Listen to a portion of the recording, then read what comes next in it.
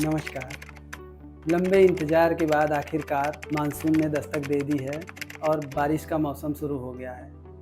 लेकिन जितना बारिश की बूंदें हमें राहत देती हैं, उतना ही ज़्यादा परिवर्तन भी साथ में लेके आती हैं। जब ऋतु परिवर्तन होता है, तो निश्चित रूप से हमारे शरीर में भी उसका असर आता है। क्योंकि ये वर्षा का मौसम है, इसका प्रारंभ हुआ है और आज पहली बारिश हुई है और लगातार जैसे-जैसे बारिश आगे बढ़ती जाएगी, ऋतु में परिवर्तन होता जाएगा, तो आप देखेंगे कि आपके शरीर में भी बदलाव आएगा।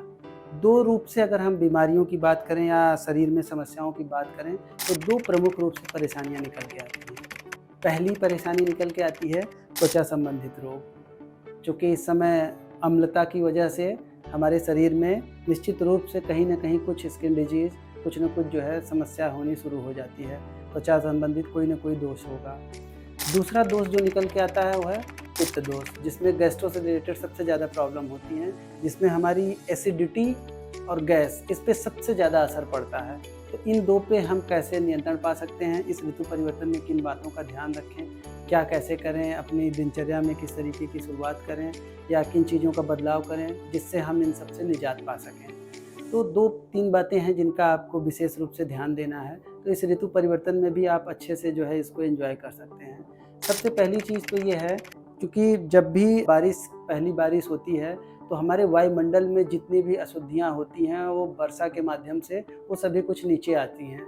तो जिसका या तो कहें हम प्रत्यक्ष या परोक्ष रूप से हमारे शरीर पे कहीं न कहीं से उसका प्रभाव पड़ता है। यदि प्रत्यक्ष पड़ता है तब तो ख़ैर बहुत ज़्यादा जो है अशुद्धियाँ आ जाती हैं, बहुत ज़्यादा परेशानियाँ आ जाती हैं। लेकिन अगर परोक्ष रूप से भी है तो निश्चित रूप से कुछ न कुछ समस्याएँ आती हैं।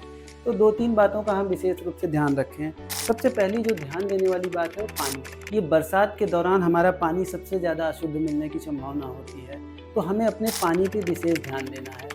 आपको करना क्या है कि पानी को एकदम शुद्ध पानी लेना है। आप चाहे कैसा भी पानी इस्तेमाल कर रहे हैं, कोशिश करिए कि थोड़ा-सा उसको गर्म करके, ठंडा करके फिर रख लें, उसके बाद उसको इस्तेमाल करें।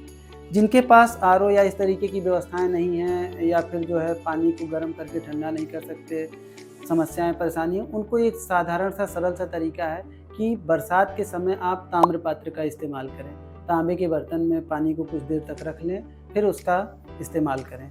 ध्यान दें कि बहुत ज़्यादा भी तांबे के बर्तन में लंबे समय तक रखा हुआ पानी न पिएँ, कि 2 दिन, 3 दिन, 4 दिन तक रखा हुआ है, तो उस पानी को आपको नहीं इस्तेमाल करना है और लगातार नहीं इस्तेमाल करना है। कई लोग ये गलती कर जाते हैं, उनको पता चलता है कि तांबे के बर्तन से तो बहुत लाभ मिलते हैं, इसका रखा हुआ पानी पीना बहुत लाभप्रद है, तो लगातार पीते चले जाते हैं। तो आप सर्दियों में या फिर अन्य गर्मियों के मौसम में कृपया इसका इस्तेमाल ना करें।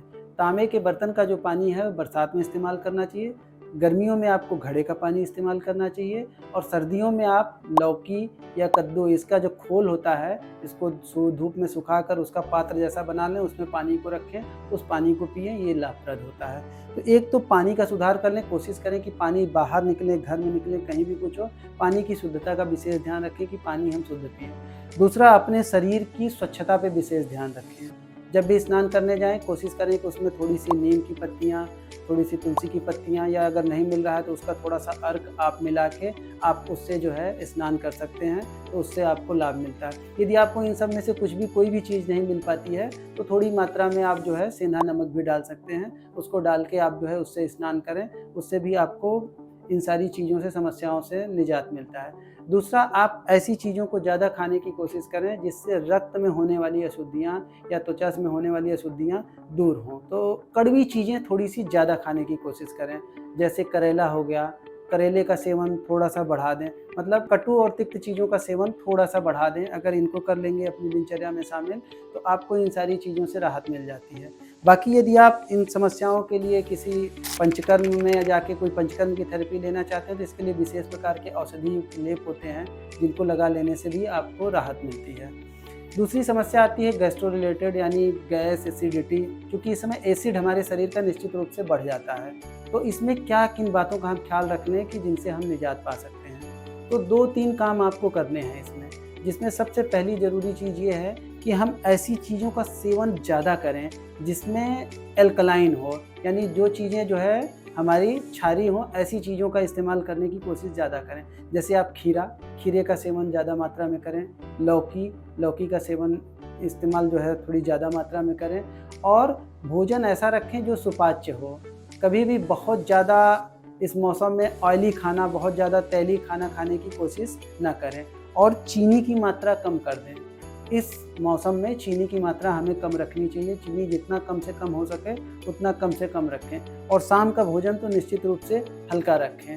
तो आपको गैस्ट्रो रिलेटेड जो प्रॉब्लम है इसमें बहुत कुछ राहत मिल जाती है। लेकिन फिर भी यदि कभी आपको ऐसे किसी कारणवश आपको जो है इस तरीके की कोई समस्या उत्पन्न हो गई और आप तुरंत उससे निजात पाना चाहते हैं, तो आपको केवल 2 छोटे काम कर लेने हैं। एक तो करना क्या है, थोड़ा-सा गुनगुना पानी लीजिए, उसमें थोड़ी मात्रा में जो है अजवाइन डालिए और थोड़ी मात्रा में नींबू डाल लीजिए। उसका जो है आप घूँट-घूँट करके आराम-आराम से करके करीब आधा कप तक उसको आप सेवन कर लें। तो उससे आपको इन सब से निजात मिल जाता है। दूसरा, जो ये बरसात का मौसम होता है, इसमें इन समस्याओं से निजात पाना चाहते हैं तो आप 2 से 3 दिन के लिए अपना पंचकर्म अवश्य कराएँ। यदि आप पंचकर्म करा लेते हैं तो आपको इन सारी समस्याओं से, होने वाली समस्याओं से पहले ही निजात मिल जाता है कि ये समस्याएँ आपके शरीर में जल्दी प्रवेश नहीं करती हैं। और भी बहुत सारी सावधानियाँ हैं छोटी-छोटी, जिनको हम अगर अमल में ले आएँ तो हम इस मौसम में भी बचे रह सकते हैं। ये सावधानियाँ क्या हैं कि बारिश के मौसम, बारिश हर किसी को अच्छी लगती है, ख़ासकर बच्चों को सबसे ज़्यादा। तो कभी भी पहली दूसरी बारिश में भीगे ना। यदि किसी कारणवश आप भीग भी जाते हैं तो निश्चित रूप से तुरंत आके दूसरे जल से, शुद्ध जल से स्नान करें और शरीर को अच्छी तरीके से साफ़ ज़रूर करें। यदि आप छोटी-छोटी इन 2-3 बातों का ख़्याल रख लेंगे तो इस मौसम में भी आप मौसम का लुत्फ़ ले सकेंगे और आप सारी समस्याओं से बचे रहेंगे। आज के लिए इतना ही। धन्यवाद।